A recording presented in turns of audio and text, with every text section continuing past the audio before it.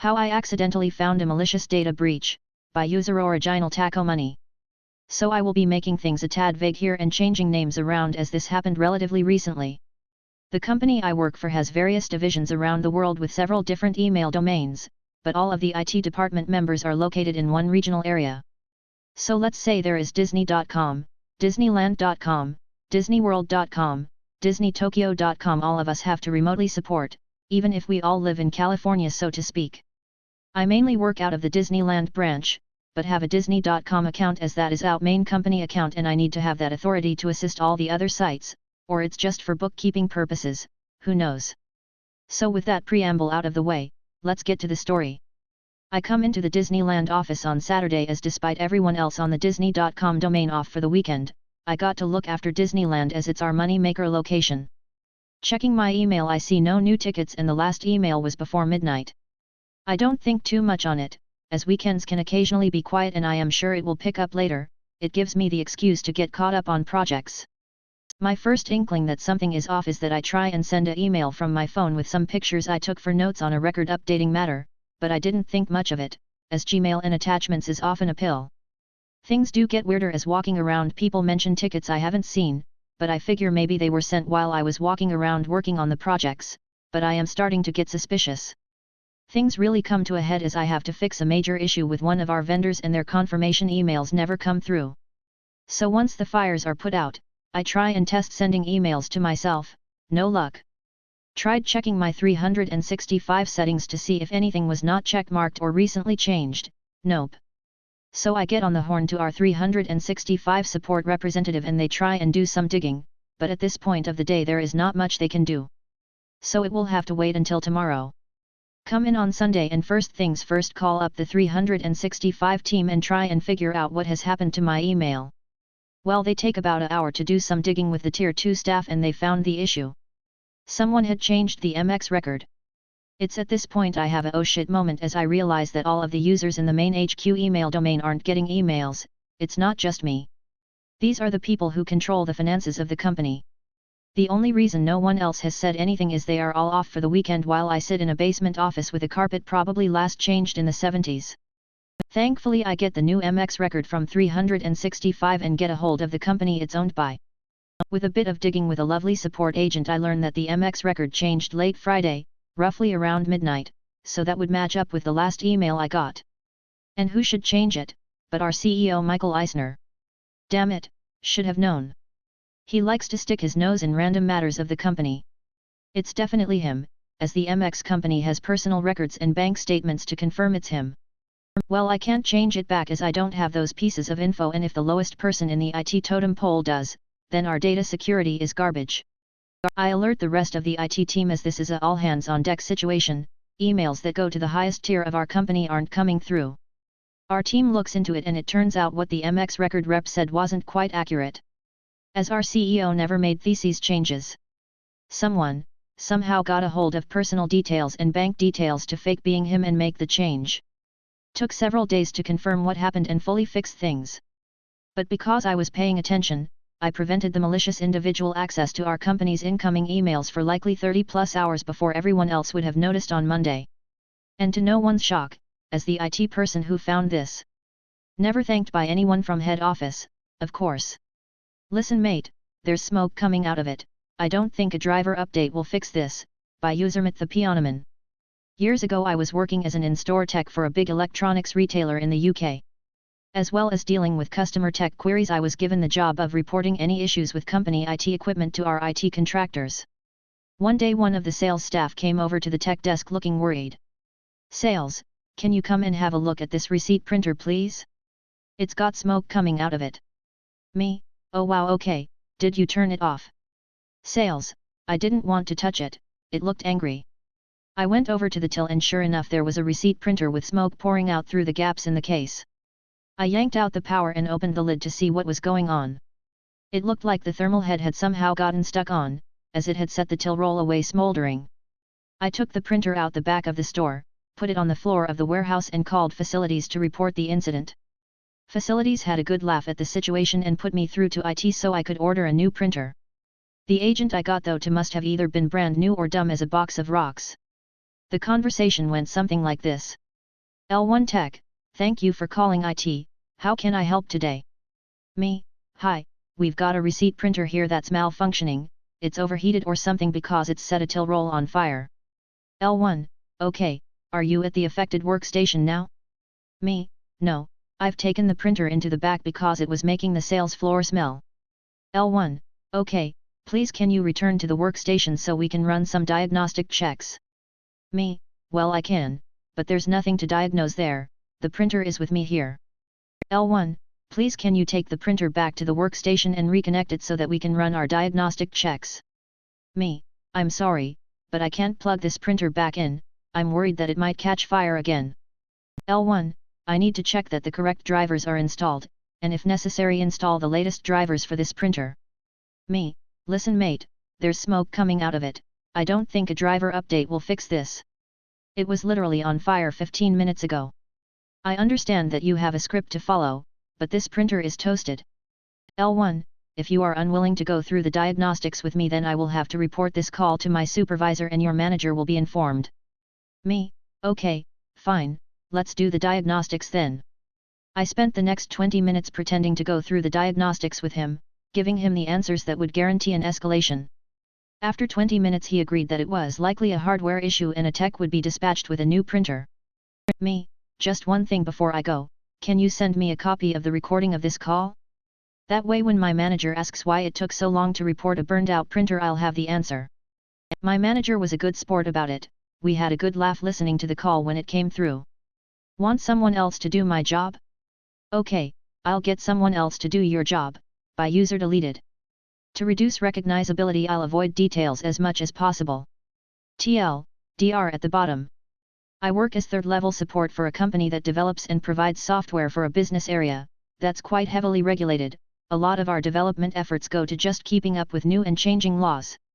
Also the software, while being mainly used for one purpose, usually in one way or the other gets used throughout the whole company using it, so with bigger companies, they sometimes have multiple departments, each only supporting parts of the software in-house, basically each department of the company having their own in-house tech support for our software.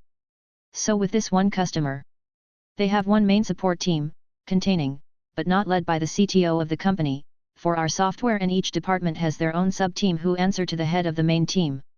As always, New Year's had brought new laws and regulations. Especially in one department, an up to now optional feature became mandatory by law starting January 1, 2023. Mind you, the information about the new law was public in February 22 and our software supports this feature since the middle of 21. So enough time to configure, test and move to production with it, right? Unfortunately, as it's an extremely technical topic, I'm currently the only person in our company's support team with in-depth knowledge. We're working on changing that, but not everyone who works in support has a background deeply rooted in software development, so it takes time. Well, starting January this one sub-department, basically a one-man show, as it's a rather small department at the customer started sending support tickets this isn't working with the new feature, that isn't working with the new feature and so on, 7 tickets total, all highest priority, because it's an error message and we're legally required to use it. Each and every one of the tickets I answered them the exact passage of the manual where they could read up that exact error message, explaining how it's a missing configuration on their end and exactly, with screenshots, what to configure. These configurations are not part of any kind of support plan we offer, so work on these tickets is a pay-by-hour thing for the company. Never got any reply to them so considered them done with that. Well, I guessed wrong. I got another highest priority support ticket today stating it's not working. Obviously I asked, if the configurations I sent over in the other tickets have been done, to which I get the reply, how should they know, they're just back from a multi-week vacation. I politely replied, that he should check those configurations and to not cost them unnecessary money, I would hold off working on that ticket until he checked them.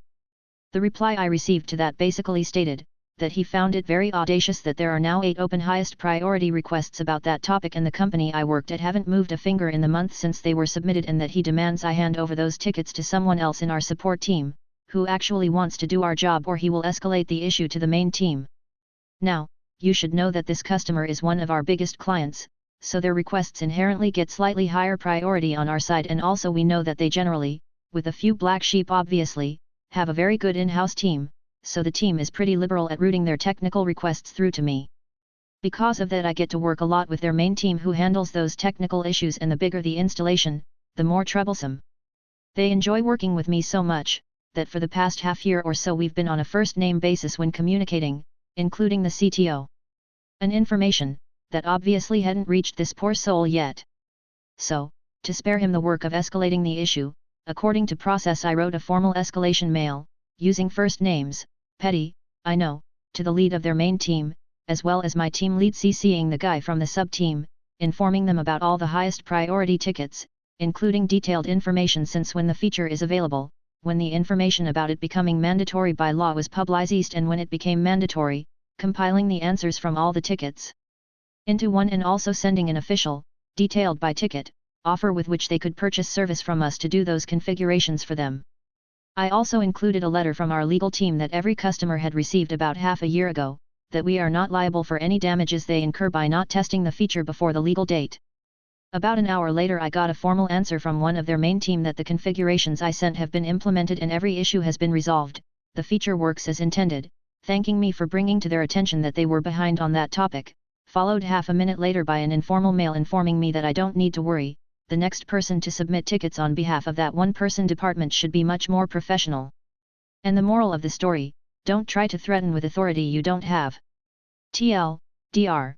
Customer employee threatened to report me not doing his job while he went on vacation, got fired for it.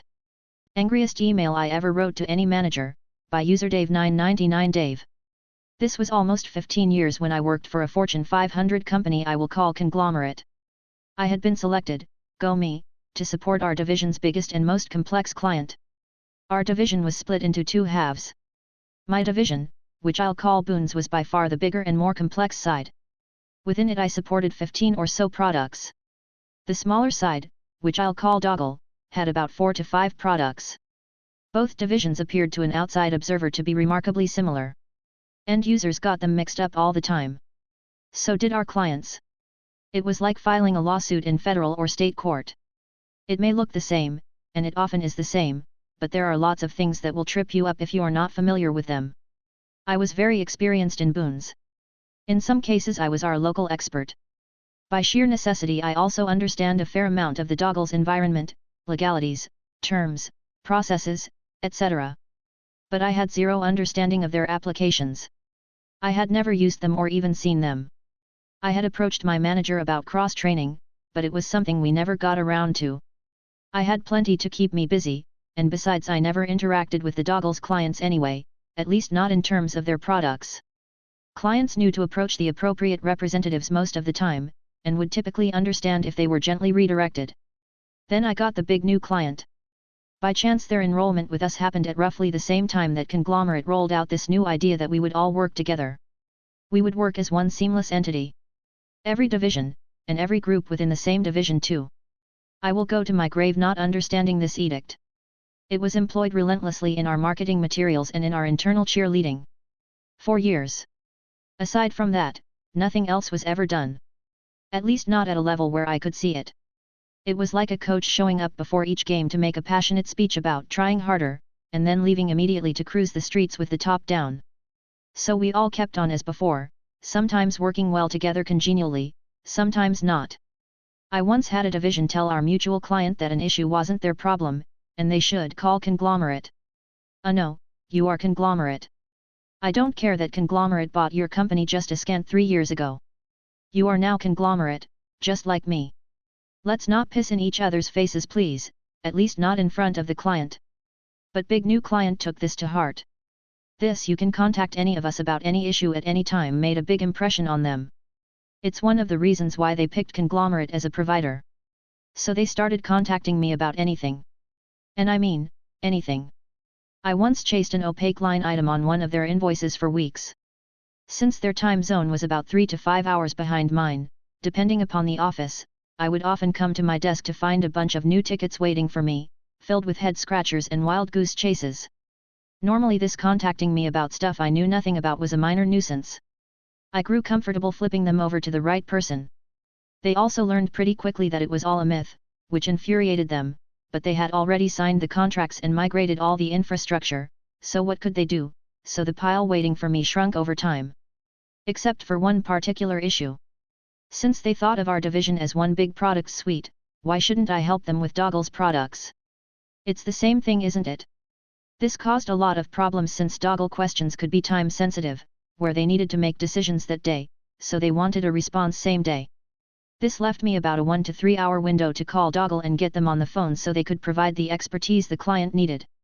If they called after 5 p.m. Eastern, I would have to go through the on-call sheet for Doggle. Going through this exercise was maddening. Their representatives would routinely not answer the on-call phone, tell me that I should help the client, refer me to other co-workers, say they don't have their laptop, say they've only been on the desk for a few months and don't feel like they can help, etc., etc., etc. Any and every excuse you can possibly think of I heard. It often took 3 to 4 hours for me to find someone who was willing to help them. This was particularly frustrating when our operations center would call my on-call phone, just so I could contact Doggle's on-call staff to help the client. That at times would mean I was playing phone tag for hours, from my house, in between trying to look after my kids.